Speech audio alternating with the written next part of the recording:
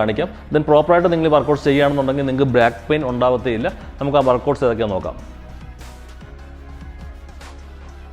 Back extension എന്നാണ് ഇതിൻ്റെ പേര് പറയുന്നത്. നമ്മൾ വെറും പറയുകയാണെങ്കിൽ നമുക്കൊരു മാറ്റി വിരിച്ചിട്ട് കിടക്കാം. കമന്ന് കിടക്കുക. നമ്മുടെ കൈ രണ്ടും സൈഡിൽ വെക്കാം, വേണമെങ്കിൽ നമുക്ക് താഴെയും വെക്കാം, എങ്ങനെ വേണമെങ്കിലും വെക്കാം, പ്രശ്നമില്ല. ദെൻ അപ്പർ ബോഡി നമ്മൾ ലിഫ്റ്റ് ചെയ്യുക, ഹോൾഡ് ചെയ്ത് ഒരു 5 to 6 സെക്കൻഡ് നിൽക്കുക. Then relax.